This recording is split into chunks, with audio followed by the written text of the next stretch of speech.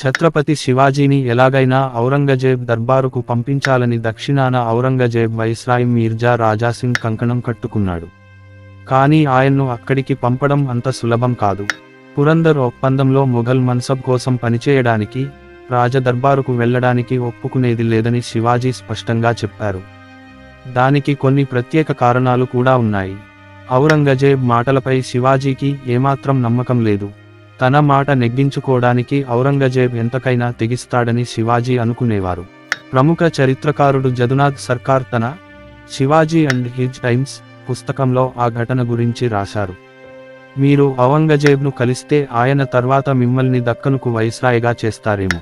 బీజాపూర్, గోల్కొండను ఆక్రమించుకోవడానికి తన నాయకత్వంలో ఒక దళాన్ని పంపిస్తారేమో అని శివాజీని కలిసిన జైసింగ్ ఆయనలో ఆశలు రేపారు. అయితే ఔరంగజేబ్ అలాంటి హామీలు ఏవీ ఇవ్వలేదు అని చెప్పారు. ఆగ్రా బయల్దేరిన శివాజీ ఔరంగజేబ్ను కలిస్తే బీజాపూర్ నుంచి పన్ను వసూలు చేసుకోవడానికి ఆయన తనకు అనుమతి ఇస్తారేమోనని శివాజీ మనసులో అనుకున్నారు. మరాఠా దర్బార్లో అదే విషయానికి మీద చర్చ జరిగినప్పుడు ఔరంగజేబ్ను కలవడానికి శివాజీ ఆగ్రా వెళ్తే బాగుంటుందనే అందరూ నిర్ణయానికి వచ్చారు. దాంతో 1666 మార్చి 5న తల్లి జిజియాబాయికి రాజ్యం బాధ్యతలు అప్పజెప్పి ఔరంగజేబ్ను కలవడానికి ఆగ్రా బయల్దేరారు శివాజీ. శివాజీ భద్రత చూసుకునే బాధ్యతను జైసింగ్ ఆగ్రాలో ఉన్న తన కొడుకు కుమార్ రామ్ సింగ్కు అప్పగించారు. ఆగ్రా రావడానికి ఖర్చుల కోసం శివాజీకి ఔరంగజేబ్ ₹1,00,000 ముందే చెల్లించే ఏర్పాట్లు కూడా చేశారు. ఆ దారిలో ఉండగానే శివాజీకి ఔరంగజేబు నుంచి ఒక లేఖ అందింది. ప్రముఖ చరిత్రకారుడు ఎస్ఎం పగాడి తన ఛత్రపతి శివాజీ పుస్తకంలో ఆ లేఖలోని వివరాల గురించి రాశారు. మీరు ఇక్కడకు ఎలాంటి సంకోచం లేకుండా రండి. మీ మనసులో ఎలాంటి ఆందోళన ఉంచుకోకండి. నన్ను కలిశాక మీకు రాచ మర్యాదలు జరుగుతాయి. మిమ్మల్ని తిరిగి గౌరవంగా ఇంటికి వెళ్ళనిస్తాం. మీరు వేసుకోవడానికి నేను ఖిలాత్ అంటే ఖరీదైన దుస్తులను కూడా పంపుతున్నాను అని ఆ లేఖలో ఉంది. శివాజీకి అవమానం 1666 మే 9న శివాజీ ఆగ్రా శివారు ప్రాంతానికి చేరుకున్నారు. అప్పట్లో ఔరంగజేబ్ దర్బార్ అక్కడే ఉండేది. మే 12న ఆయన ఔరంగజేబ్ను కలవాలని చెప్పారు.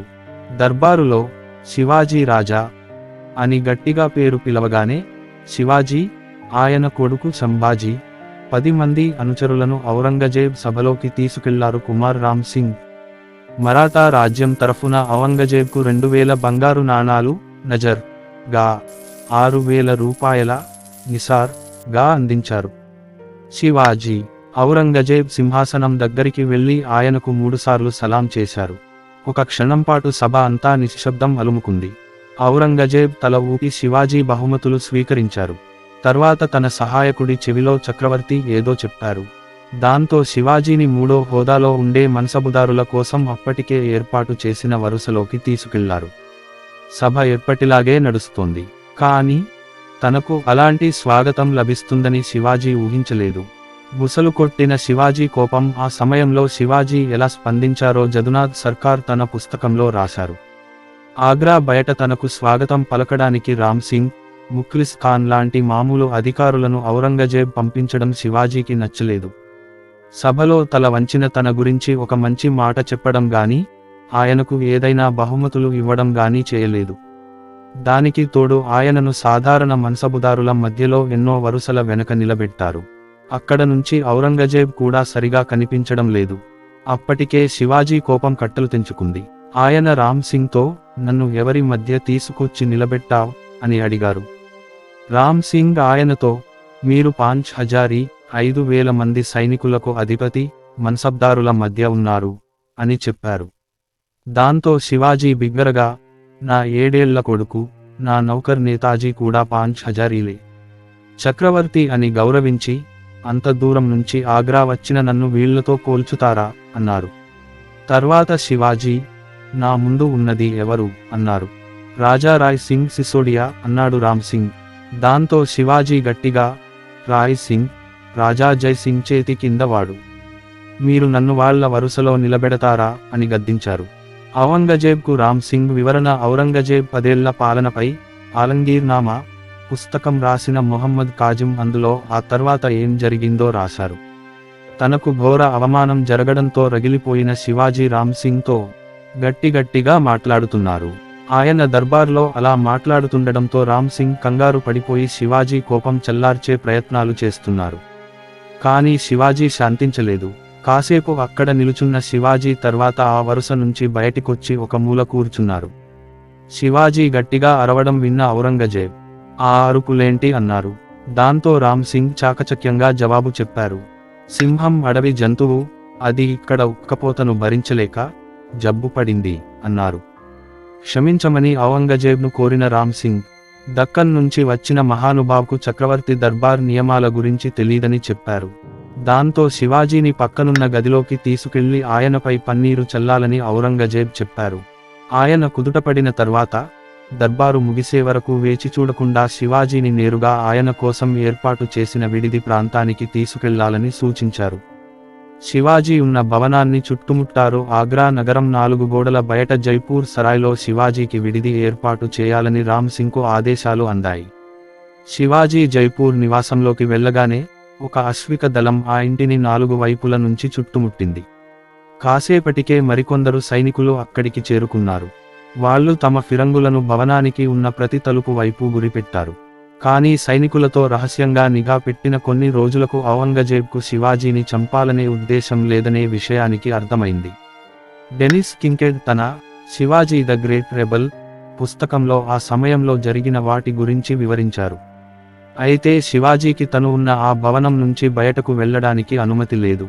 కానీ అప్పుడు కూడా ఔరంగజేబ్ నుంచి ఆయనకు అప్పుడప్పుడు గౌరవ సందేశాలు వస్తూనే ఉన్నాయి. చక్రవర్తి ఆయనకు పండ్ల బుట్టలు కూడా పంపించేవారు.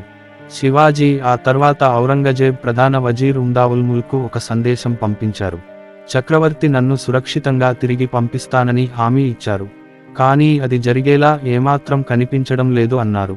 తనను చంపించడానికి తగిన సాకు కోసం ఔరంగజేబ్ వేచిచూస్తున్నాడని, కోపంలో ఏదైనా చేసేలా తనను మెల్లమెల్లగా రెచ్చగొట్టాలనుకుంటున్నాడని శివాజీకి అర్థమైంది.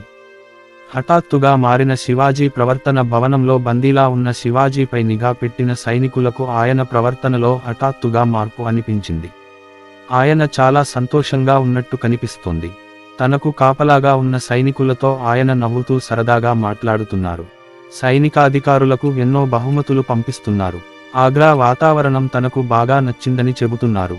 తన కోసం ఎన్నో తీపి వంటకాలు, పండ్లు పంపిస్తున్న చక్రవర్తికి చాలా రుణపడి ఉంటానని శివాజీ అనడం కూడా విన్నారు. పాలన కార్యకలాపాలకు దూరంగా ఆగ్రా లాంటి సాంస్కృతిక నగరంలో ఉండడం చాలా హాయిగా ఉందని శివాజీ వాళ్లతో అన్నారు. ఈలోపు ఔరంగజేబ్ గూఢచారులు ఆయనపై రాత్రింబవళ్లు నిఘా పెడుతూనే ఉన్నారు. శివాజీ ప్రస్తుతం చాలా సంతృప్తిగా కనిపిస్తున్నారని వాళ్ళు తమ చక్రవర్తికి ఒక సందేశం కూడా పంపించారు. ఔరంగజేబ్కు మరింత నమ్మకం కలిగేలా తన తల్లి, భార్య కూడా తన దగ్గరకు వచ్చి ఉండడానికి అనుమతిస్తారా అని శివాజీ చక్రవర్తికి ఒక సందేశం కూడా పంపించారు. ఔరంగజేబ్ దానికి సరే అన్నారు.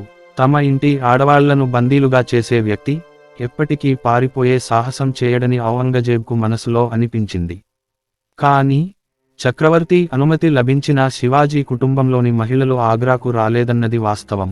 బహుశా ఆ ప్రాంతంలో భారీ వర్షాల వల్ల వాళ్ళు అంత సుదీర్ఘ ప్రయాణం చేయలేకపోయారని ఒక కారణంగా చెబుతారు. కొన్ని రోజుల తర్వాత తనతో పాటు వచ్చిన మరాఠా అశ్వికులను తిరిగి తమ రాజ్యానికి పంపించాలని శివాజీ చక్రవర్తికి సందేశం పంపించారు. చక్రవర్తి స్వయంగా మరాఠా సైనికులను వదిలించుకోవాలని అనుకుంటున్నారు. శివాజీ స్వయంగా అలా అడిగేసరికి ఆయన సంతోషపడిపోయారు. అనారోగ్యం సాకుతో తర్వాత తనకు అనారోగ్యంగా ఉందని శివాజీ సాకు చెప్పారు.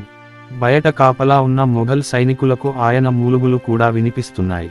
తన ఆరోగ్యం కుదుటపడాలని ఆయన ఇంటి బయట బ్రాహ్మణులకు, సన్యాసులకు ప్రతి సాయంత్రం బుట్టల్లో మిఠాయిలు, పళ్ళు కూడా పంపించేవారు. బయట కాపలా కాస్తున్న సైనికులు కొన్ని రోజులు బయటకు వెళ్తున్న బుట్టలను తనిఖీ చేశారు. తర్వాత వాళ్ళు వాటిని పట్టించుకోవడం మానేశారు.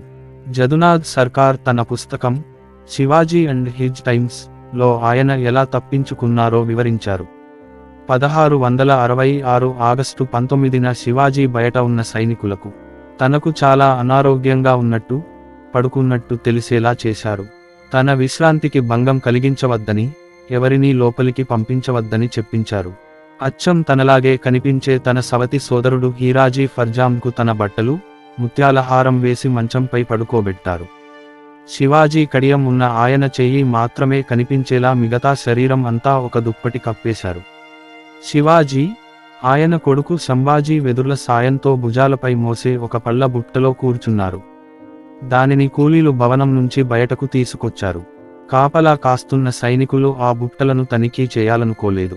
కూలీలు ఆ బుట్టలను నగరంలో నిర్మానుష్యంగా ఉన్న వీధుల్లోంచి తీసుకెళ్లారు. బయటకు చేరుకున్న తర్వాత కూలీలను తిరిగి పంపించేశారు. శివాజీ, ఆయన కొడుకు బుట్టల్లోంచి బయటకొచ్చి ఆగ్రా నుంచి 6 మైళ్ళ దూరంలోని ఒక గ్రామం చేరుకున్నారు. అక్కడ ఆయన ప్రధాన న్యాయమూర్తి నీర్జీ రావ్జీ వాళ్ల కోసం ఎదురు చూస్తున్నారు. ఈలోపు హీరాజీ ఫర్జాంద్ రాత్రంతా, తర్వాత రోజు మధ్యాహ్నం వరకు అలా పడుకునే ఉన్నారు. గదిలోకి తొంగి చూసిన సైనికులకు ఆయన చేతికున్న శివాజీ బంగారు కడియం కనిపించేది. దాంతో ఆయన అక్కడే పడుకుని ఉన్నారనుకునేవారు. నేల మీద కూర్చున్న మరో వ్యక్తి ఆయనకు మాలిష్ చేయడం కనిపించేది. సుమారు 3 గంటల సమయంలో హీరాజీ ఒక నౌకరుతో కలిసి ఆ ఇంటి నుంచి బయటపడ్డారు. వెళ్తూ వెళ్తూ, గట్టిగా అరవకండి, శివాజీకి ఆరోగ్యం సరిగా లేదు, ఆయనకు వైద్యం జరుగుతోంది అని చెప్పారు. కాసేపటికి శివాజీ గది నుంచి ఎలాంటి శబ్దాలు రాకపోవడంతో సైనికులకు సందేహం వచ్చింది. లోపలికెళ్ళి చూస్తే అక్కడ ఎవరూ లేరు. వారు ఆ విషయానికి మొదట తమ నాయకుడు ఫలాద్ ఖాన్కు చెప్పారు. షాకైన ఫలాద్ ఖాన్ ఔరంగజేబ్ దగ్గరకు వెళ్ళి ఆయన కాళ్లపై పడిపోయాడు. ఆయన నోట అంతా మాయ మాయ, శివాజీ అదృశ్యం అయిపోయాడు. ఆయన గాల్లో ఎగిరెళ్లారో లేక ఆయన్ను భూమి మింగేసిందో నాకు తెలియడం లేదు అన్నాడు. అది వినగానే ఔరంగజేబ్కు కూడా చెమటలు పట్టాయి. తన 2 చేతులతో తల పట్టుకున్న ఆయన చాలాసేపటి వరకు అలాగే కూర్చుండిపోయారు. వెంటనే నలువైపులా తన సైనికులను పంపించి శివాజీ కోసం వెతికించారు. అధికారులను పరుగులు పెట్టించారు. కానీ వారందరూ వట్టి చేతులతో వెనక్కు వచ్చారు. మరోదారిలో రాజ్గఢ్ చేరిన శివాజీ తెలివిగా మహారాష్ట్ర చేరుకోవడానికి పూర్తిగా భిన్నంగా ఉండే మార్గాన్ని ఎంచుకున్నారు. నైరుతి దిశగా మాల్వా, ఖాందేశ్ మీదుగా వెళ్లడానికి బదులు ఆయన తూర్పు దిశగా వెళ్లాలని అనుకున్నారు. మధుర, అలహాబాద్, వారణాసి, పూరీ మీదుగా గోండ్వానా, ఒడిషా, గోల్కొండ దాటి తిరిగి రాజ్గఢ్ చేరుకున్నారు.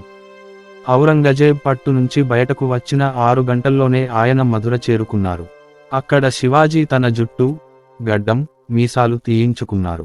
ఒక సామాన్యుడి వేషంలో కాషాయ బట్టలు ధరించారు. డిసెంబర్లో ఒక ఉదయం శివాజీ తల్లి జిజియాబాయి తన గదిలో ఒంటరిగా కూర్చుని ఉన్నప్పుడు ఆమె సేవకుడు లోపలికొచ్చాడు. అమ్మా, ఒక సన్యాసి మిమ్మల్ని కలవాలని అంటున్నాడని చెప్పారు. ఆమె ఆయన్ను లోపలికి పంపించమని చెప్పారు. ఆ సన్యాసి లోపలికి రాగానే జిజియాబాయి కాళ్లకు నమస్కరించాడు. ఆమె ఆయనతో, సాధువులు వేరే వారి కాళ్లపై ఎప్పటి నుంచి పడుతున్నారు అన్నారు. జిజియాబాయి తన చేతులతో పైకి లేపి ఆ సాధువు ముఖం చూడగానే గట్టిగా శివాబా అని అరిచారు.